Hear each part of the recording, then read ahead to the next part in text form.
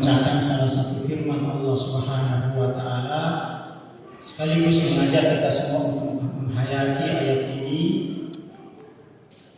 Al-yawma akmaltu lakum dinakum wa atmamtu 'alaikum ni'mati wa raditu lakumul Islam dinan.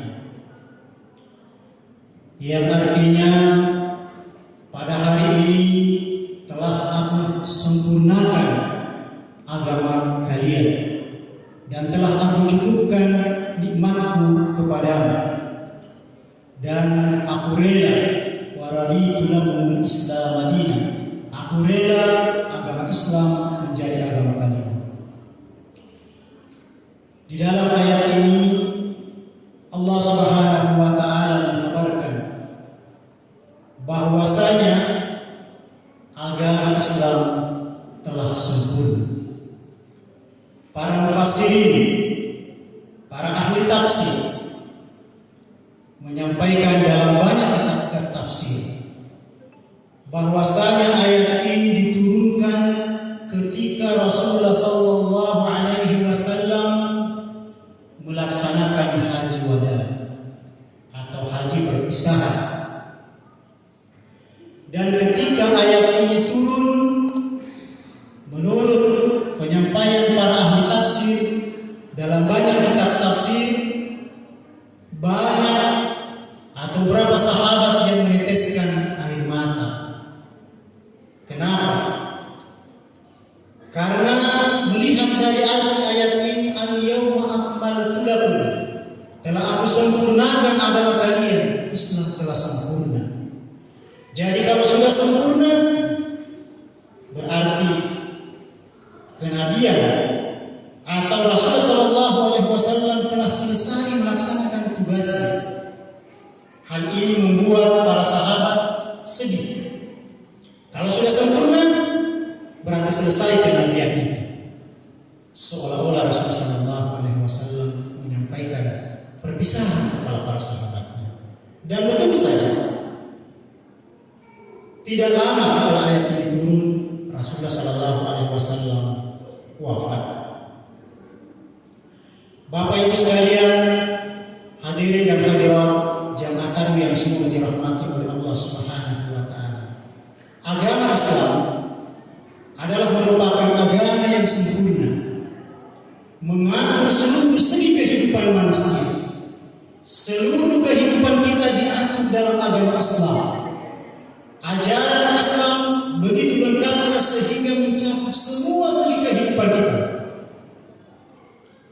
Ketika kita tidur sampai kita tidur kembali, diatur dalam ajaran agama Islam. Ada adabnya, ada tata keramanya, ada tata caranya yang perlu kita perhatikan. Masuk WC, keluar WC, semua diatur. Dari hal-hal terkecil diatur dalam ajaran agama Islam, sampai kepada hal-hal yang besar, mengurus diri kita, mengurus rumah tangga, sampai kepada mengurus negara sekalipun ada tuntunannya dalam ajaran agama Islam. Semua diatur dalam ajaran agama Islam. Tidak hanya diatur bagaimana seseorang muslim hubungannya dengan Allah Subhanahu wa taala. Tidak hanya diatur bagaimana seorang muslim beribadah menyembah kepada Allah Subhanahu wa taala, akan tetapi juga diatur bagaimana hubungan seorang muslim dengan sesama, bagaimana hubungan antar manusia yang dalam bahasa agamanya disebut hablum minallah wa hablum minan nas. Semua diatur. Dan kalau dalam kehidupan kita, dalam hubungan kita dengan Allah Subhanahu wa taala, dalam bentuk pengabdian kita kepada Allah Subhanahu wa taala, ada kesalahan yang kita laksanakan, ada dosa yang kita laksanakan, yang kita lakukan, maka dalam prinsip ajaran agama Islam, dosa yang dilakukan seorang hamba kepada Tuhannya, kepada penciptanya, kepada Allah Subhanahu wa taala dihapuskan melalui taubat dan seterusnya diikuti dengan perbuatan baik. atbi'us sayyi'atal hasanata tamhuha, yang artinya ikutilah perbuatan buruk itu dengan perbuatan baik, niscaya akan menutupinya. Lalu bagaimana dengan hubungan kita dengan sesama manusia? Kalau sekiranya di dalam berinteraksi dengan sesama muslim, dengan sesama manusia, ada suatu kesalahan yang kita laksanakan, bagaimana kita bisa menghapuskan dosa kesalahan kita kepada seorang muslim sesama manusia?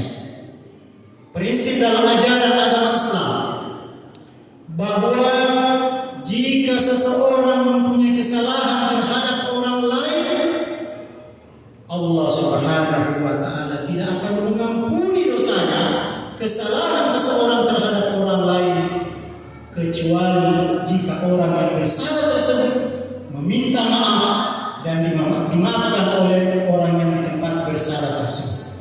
Itu prinsip dalam ajaran agama Islam. Sehingga dalam ajaran agama Islam, Bapak Ibu sekalian, sangat ditekankan bagaimana baiknya hubungan kita dengan sesama manusia, dengan seorang muslim. Dalam salah satu hadis Rasulullah sallallahu alaihi wasallam, beliau bersabda, "Al-muslimu man salima al-muslimina min lisanihi wa yadihi." Seorang muslim sejati, kata Rasulullah sallallahu alaihi wasallam, siapa dia? Adalah orang muslim yang selamat orang lain dari gangguan lidah dan tangannya. Rasul menyampaikan pesan dalam hadis ini bahwa orang yang keberadaannya di suatu tempat menimbulkan keresahan, membuat orang lain tersakiti, membuat orang lain terganggu dengan lidah dan tangannya, dengan perbuatannya, kata Rasul dalam hadis ini, maknanya dia bukan muslim yang sejati, bukan muslim yang sesungguhnya. Di lain hadis, Rasul pun menyampaikan bahwa tidaklah beriman seorang muslim seseorang yang apabila dia bermalam dalam keadaan kenyang, sementara tetangganya bermalam dalam keadaan lapar, sementara dia mengetahuinya. Itu kata Rasulullah SAW.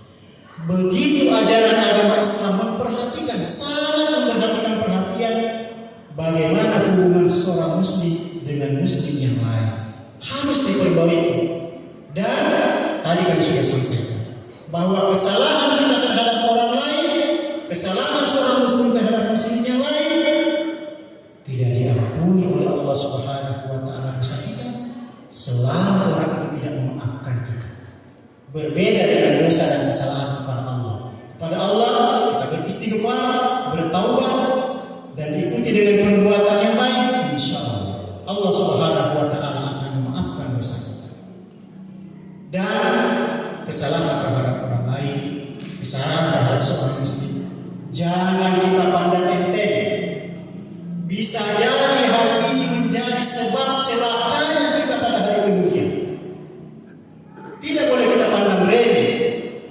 Saya ingin mengajak para hadirin sekalian, hadirin dan hadirat sekalian, menghayati satu hadis Rasulullah sallallahu alaihi wasallam. Dalam suatu hari Rasulullah sallallahu alaihi wasallam berkumpul dengan para sahabatnya. Lalu Rasul bertanya, "Atadruna manil muflis?" Qalu, "Ya Rasulullah, al-muflisu fina man la dirham wa la mata." Artinya, pertanyaan Rasulullah sallallahu alaihi wasallam, apakah kalian wahai para sahabat tahu siapakah orang yang bangkrut sesungguhnya? Itu pertanyaan Rasul sallallahu alaihi wasallam. Para sahabat waktu itu yang mendengarkan dijawab dengan bahasa yang dia ketahui. Sahabat Nabi mayoritasnya adalah pedagang, sehingga dia menjawab dengan bahasa pedagang.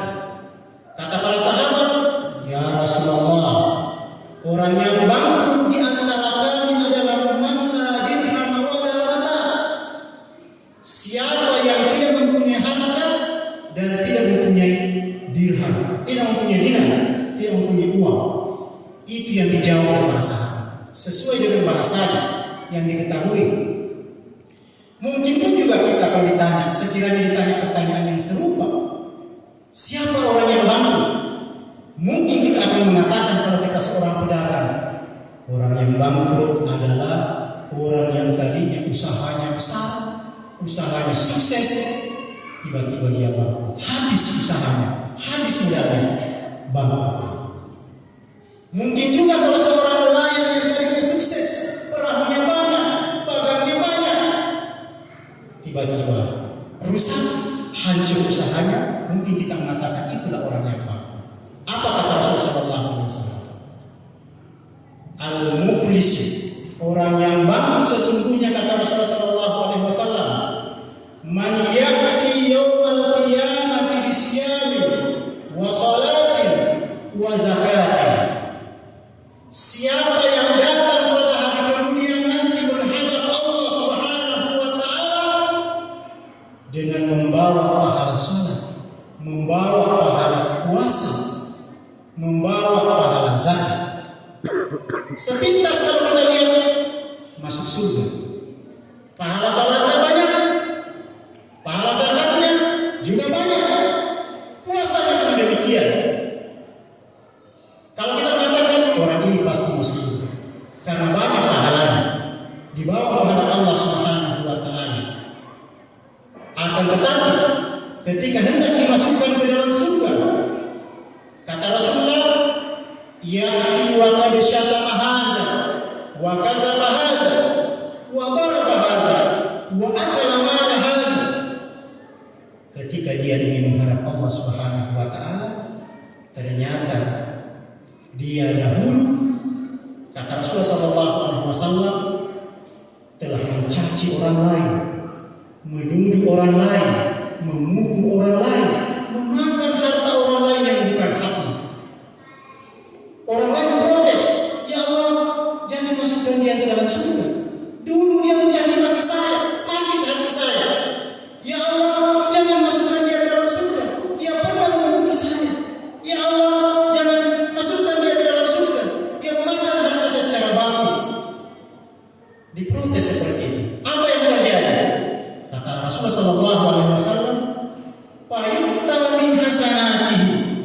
Karena orang lain protesnya, maka kebaikannya, kebaikan bagi orang yang banyak pahalanya, diberikan kepada orang pernah disakiti, diberikan pahala.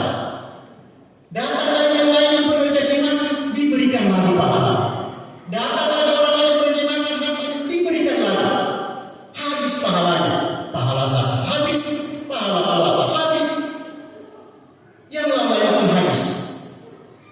Kata Rasulullah, inilah orang bangkrut yang sesungguhnya. Kalau sudah habis pahalanya, sementara masih ada orang yang pernah dia caci maki, dia zalimi dan sebagainya, apa yang perlu dia berikan? Tidak ada lagi. Akhirnya dosa orang yang pernah dia sakiti, dosa orang lain diberikan kepada dia. Sudah habis pahalanya, diberikan dosa orang lain kepada untuk dia tanggung, dipertanggungjawabkan di hadapan Allah Subhanahu wa taala. Itulah orang yang bangkrut sesungguhnya, kata Rasulullah SAW. Kenapa dikatakan oleh Rasulullah itulah orang yang bangkrut sesungguhnya? Karena kalau di dunia orang bangkrut, pedagang bangkrut, masih bisa bangkit lagi, berusaha untuk mendapatkan harta yang lebih banyak. Petani pun demikian, setelah dia pertaniannya hancur, tidak ada yang dia miliki, bangkit lagi, nelayan pun demikian. Oleh karena itu Bapak Ibu sekalian, yang semoga dirahmati oleh Allah Subhanahu wa taala, sekali lagi mari dalam kehidupan sehari-hari jangan kita meremehkan hubungan kita dengan sesama manusia. Kita perbaiki terus hubungan kita. Kata Rasul, tidak beriman seseorang yang bermalam dalam keadaan kenyang, sementara tetangga bermalam dalam keadaan lapar, sementara dia tahu. Tadi Pak PJ Bupati sudah menyinggung bahwa salah satu bentuk hubungan baik kita dengan sesama manusia, orang yang diberikan kelebihan harta oleh Allah Subhanahu wa taala, keluarkan zakat. Zakat harta kita, zakat pendapatan, zakat pertanian, zakat pertambangan. Alhamdulillah, pemerintah telah membentuk lembaga yang diberikan kewenangan untuk mengumpulkan zakat, infak dan sedekah yang disebut dengan Basnas, Badan Ahli Zakat. Ini ada di pusat, ada di provinsi, juga ada di kabupaten. Dan insya Allah sebentar lagi kita akan membentuk yang namanya UPZ, unit pengumpul zakat yang ada di kecamatan. Mungkin juga kita akan membentuk yang ada di desa, sehingga umat Islam yang menyalurkan zakat dan infaknya, kalau tidak sempat ke kabupaten karena jauh, bisa menyalurkan melalui UPZ yang ada di kecamatan dan ada di desa-desa insya Allah. Demikianlah cara yang sempat kami sampaikan pada kesempatan ini. Kami akhiri dengan ucapan wabillahi taufiq wal hidayah.